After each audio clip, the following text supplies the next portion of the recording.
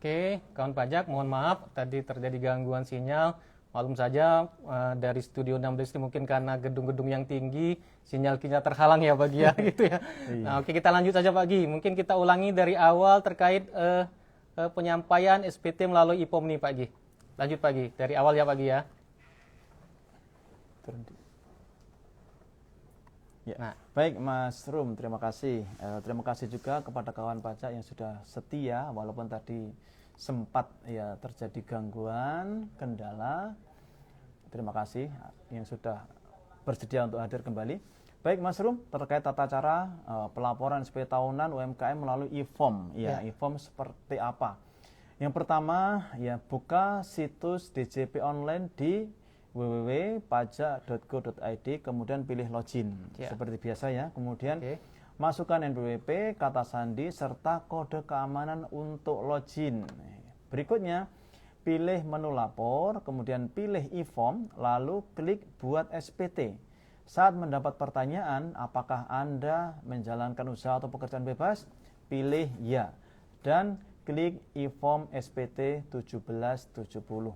Kemudian isi tahun pajak, kemudian status SPT normal dan pembetulan ke 0. Selanjutnya klik kirim permintaan. Setelah itu dokumen IPOM otomatis terunduh dan kode verifikasi akan dikirim ke email Mas Rum. Ya. Apabila Anda belum punya aplikasi PDF Viewer, silakan download terlebih dahulu. Ikuti perintah instalasi dengan klik next, install, dan finish. Buka file IPOM untuk mulai pengisian. Ya, memulai pengisian, pilih pencatatan, kemudian lakukan proses perekaman harta, perekaman utang, dan perekaman anggota keluarga. Berikutnya, aktifkan data pembayaran PPh final 0,5% dari omset dengan mencentang PP23-55, kemudian klik kotak biru yang bertuliskan PP23-55. Lakukan proses perekaman pembayaran PPh final 0,5% dari omset. Ini nanti kawan pajak harus mencari nih. Iya, sambil mencoba ya Pak Gi. Kalau mencarinya serius, saya yakin ketemu. Baik, berikutnya pindahkan nilai omset ke lampiran 3 SPT, kemudian pilih ya. Kemudian masuk ke lampiran 2 Mas Romadi. Ya, lampiran 2 silakan diisi apabila ada bukti potong yang direkam. Klik halaman berikutnya untuk proses selanjutnya. Kemudian masuk ke lampiran 1 SPT. Silakan diisi apabila ada penghasilan dari usaha atau pekerjaan bebas, penghasilan sehubungan dengan pekerjaan, dan atau penghasilan dalam negeri lainnya. Kemudian klik selanjutnya. Kemudian masuk ke Indo SPT nih Mas. Ya. Indo SPT. Ini seperti kita mengisi SPT biasa. Betul, ya Pak Gi. Ya. Udah sampai ke sini ya. Lampiran dulu, baru ke Indo. Ya. Pas di Indo, teman-teman semua rekam nomor HP dan status kewajiban perpajakan sesuai dengan kondisi wajib pajak. Status penghasilan tidak kena pajak, pilih sesuai dengan kondisi wajib pajak. Kemudian jika data identitas, nomor NIK, dan tanggal sudah direkam, kemudian klik submit. Silakan pilih tanggal pelaporan. Klik unggah lampiran, pilih file PDF hasil scan rekap pembayaran PPh final, lalu klik submit. Submit SPT berhasil dilakukan, lalu klik OK. Dan kemudian yang terakhir, cek email untuk memastikan bukti penerimaan elektronik atau BPE sudah diterima. Demikian Mas Rumadi, cara melaporkan SPT-nya ini sangat mudah, tinggal dilaksanakan saja. Seperti itu. Ya, itu tadi Pak Gi ya, terkait penyampaian SPT melalui IPOM ini. Pada intinya kawan pajak, penyampaian SPT IPOM ini hampir sama saja dengan untuk SPT orang pribadi biasa, namun ada khusus untuk UMKM ini, ada yang diklik khusus ya terkait dengan PP23 tadi ya Pak Gi ya. Itu yang lampiran khusus yang harus kita klik dan harus kita isi. Nah, mohon maaf juga kami tidak bisa menampilkan gambarnya kan, sehingga kawan pajak agak sulit membayangkan. Tapi apa salahnya kawan pajak nanti bisa mencoba sendiri di rumah di halaman DJP online ya Pak Gi. Begitu ya Pak Gi ya? Iya. Oke. Nah selanjutnya Pak Gi, mungkin ini kita akan membahas masalah yang tidak kalah pentingnya di saat-saat terakhir kita menyampaikan SPT ini, yaitu masalah EPIN nih Pak Gi. Nah, masalah EPIN ini sangat krusial karena Pak Gi, bagaimana tidak kalau kita lupa password ketika akan membuka halaman DJP online, kita lupa EPIN nih. Nah, ibaratnya kalau kata anak muda sekarang ini, lupa ini sudah jadi biasa nih Pak Gi. Kalau melupakan mantan itu sangat susah loh Pak Gi, tapi melupakan EPIN ini mudah sekali loh Pak Gi. Nah, oke Pak Gi, jadi gini, pada saat lupa password kita membuka halaman DJP online, itu kita akan mereset password. Nah, ternyata kita diminta mengisi kode EPIN ini. Nah, kode EPIN ini yang sering kita lupa. Nah, mungkin kita ulangi kembali nih Pak Gi. Di masa saat-saat terakhir ini sebelum kita menyampaikan SPT, bagaimana sih kalau kita lupa EPIN? Silakan Pak Gi. Iya. Baik Mas Rum dan kawan pajak, memang terkait EPIN ini sesuatu yang sangat penting ya, sangat penting. Kadang kita sering stres untuk merubah password, untuk lapor SPT, tapi lupa EPIN-nya seperti itu gitu, ya. Mungkin Mas Rumadi juga mungkin pernah mengalaminya. Iya. Dan kawan pajak saya pikir juga sering mengalaminya. Lah, bagaimana kalau kita lupa EPIN tersebut? Bagaimana solusinya? Apakah susah? Apakah mudah? Betul kawan pajak, hal ini sering terjadi ya, karena memang untuk lapor SPT itu kan setahun sekali Mas ya. Betul. Setahun sekali, sering lupa itu adalah yang wajar. Kemudian pertama saya sampaikan tips dulu mungkin ya. Coba kawan pajak cari dulu di inbox email kawan pajak yang dengan kata kunci EPIN. Jadi pada saat kita mendaftarkan kan kita mendaftarkan email. Ya, betul sekali Pak Gi. Pertama kali silakan dicek dulu emailnya, kemudian kata kunci klik EPIN ya, seperti itu. Coba dicari, barangkali masih ada seperti itu ya, barangkali masih ada dalam rekodnya. Karena pada saat pendaftaran NWP atau permintaan EPIN, kode EPIN tersebut dikirimkan melalui email tadi Mas. Nah, apabila belum dihapus maka seharusnya masih ada. Namun kalau memang sudah dicari tidak ketemu nih Mas, ya kita cari di emailnya tidak ketemu, masih ada jalan lain, yaitu silakan ajukan permohonan EPIN. Bisa diajukan melalui agen kering pajak di telepon 1.500-200, kemudian Twitter @kringpajak, atau live chat di bagian pojok kanan bawah laman www.pajak.go.id. Selain itu, bisa juga permohonan EPIN diajukan ke KPP, tempat kawan pajak terdaftar. Nah, kawan pajak bisa menghubungi kantor pajak lewat telepon, email, atau akun media sosial resmi. Info ini bisa kawan pajak dapatkan di www.pajak.go.id /unit kerja. Ya.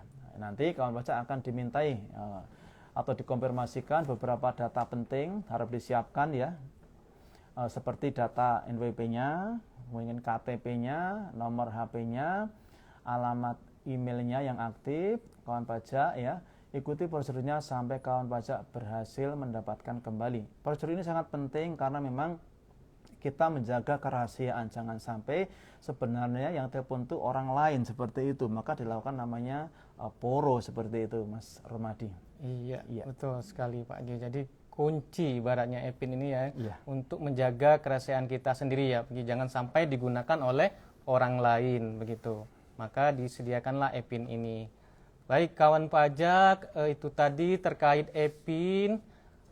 Mudah-mudahan kawan pajak tidak bingung lagi dan segera dapat melaporkan SPT-nya, begitu ya Pak Gi? Ya. Nah, selanjutnya kita akan memasuki sesi tanya jawab nih Pak Gi. Nah, tadi mungkin di layar sudah banyak sekali pertanyaan yang muncul dan mungkin tadi juga sudah ada yang dijawab oleh rekan-rekan kami. Mudah-mudahan bisa membantu kawan pajak. Nah, kita akan pilihkan Pak Gi beberapa pertanyaan yang bisa kita bahas di sore hari ini. Yang pertama ini Pak Gi ada dari akun Rudi Nazrudin.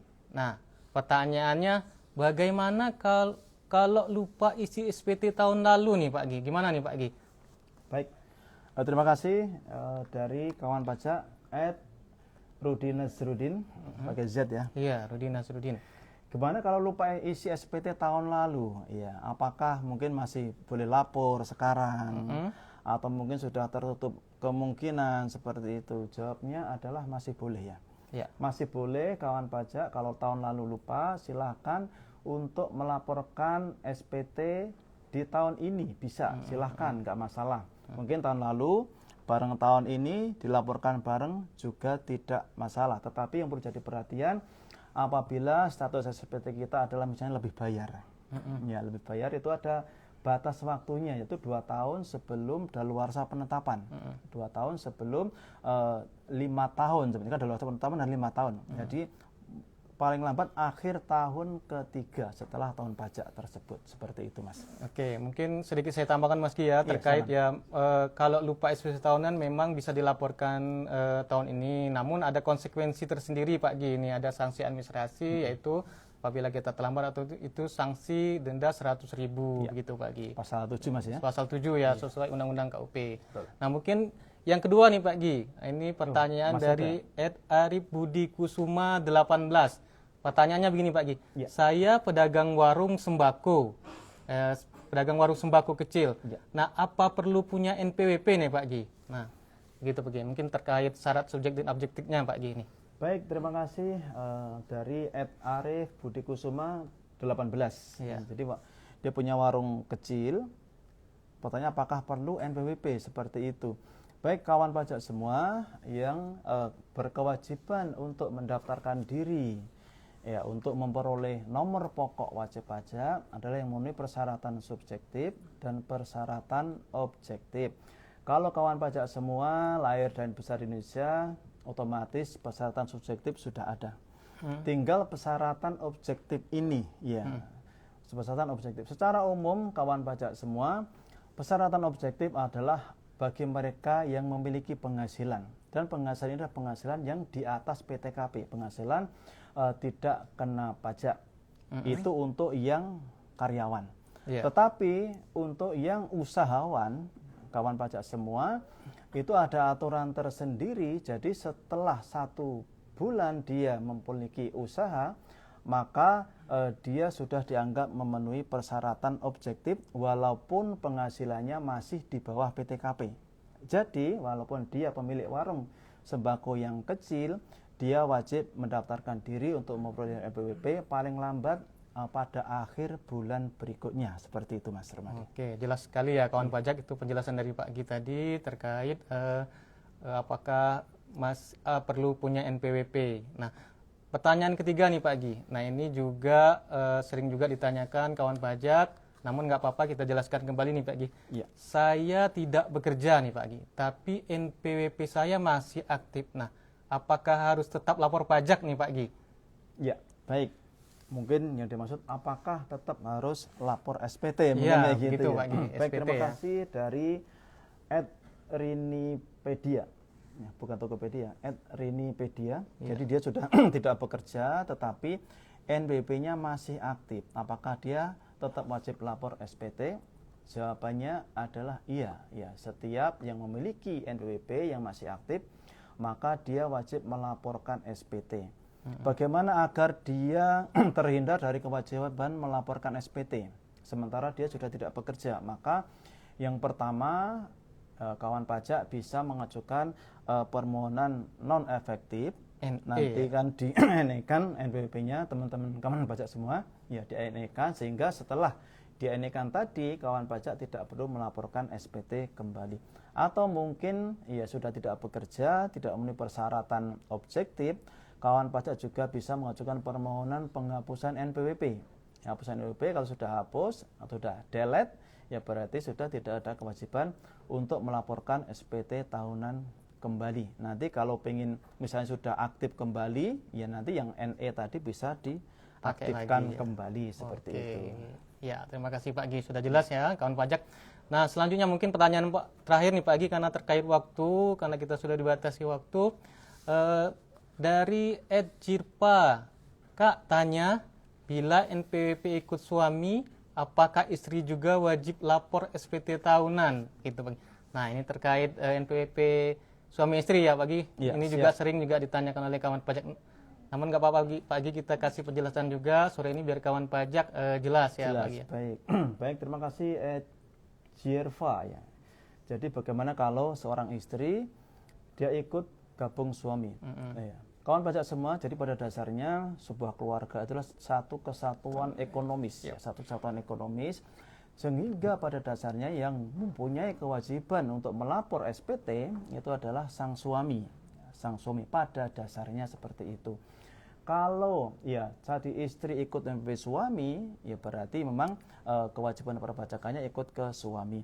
Kalau sang istri tadi memiliki NPWP tersendiri, maka dia dianggap melakukan memilih untuk dikenakan perpajakan secara terpisah, maka sang istri juga wajib melaporkan SPT. Kalau melihat pertanyaan di sini, dia ikut suami, NPWP-nya ikut suami, ya, maka yang melaporkan cukup sang suami. Apabila sang istri tadi bekerja, maka akan dianggap sebagai penghasilan istri dari satu pemberi kerja yang bersifat final. Ini nanti akan dilaporkan di SPT-nya suami. Seperti itu, Mas. Di lampiran khusus ya tadi Pak, di lampiran di SPT ya. Ya. Oke Pak, itu tadi pertanyaan dari kawan pajak yang bisa dapat kami jawab hari ini dan kita bahas bersama-sama. Mungkin karena terkait waktu kita tidak bisa lebih lanjut lagi. Nah, untuk mengakhiri ini mungkin dari Pak Gi bisa ada closing statement-nya. Silakan Pak Gi. Baik, Mas Rum dan kawan pajak semua, pesan saya singkat saja nih Mas. Siap ya. Pak. Ayo jadi warga negara dan wajib pajak yang patuh. Segera persiapkan kelengkapan laporan SP tahunan kawan pajak dan laporkan SP tahunan kawan pajak jangan sampai terlambat. Karena keterlambatan pelaporan dan pembayaran kurang bayar SP tahunan itu ada sanksinya. Tadi disebutkan oleh Mas Rumadi ya. Yuk. Baik, kemudian laporkan segera karena kini caranya juga sudah sangat mudah sekali. Oke, terima kasih Pak Gi.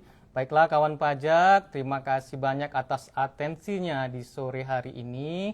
Nah, kawan pajak, di kesempatan kali ini juga kami menyampaikan bahwa insya Allah pekan depan kita kembali kedatangan bulan yang sangat kita tunggu, yaitu bulan suci Ramadan, tepatnya mungkin di Kamis depan ya Pak Gi. Nah, kita tidak dapat hadir karena mungkin bertepatan dengan hari libur.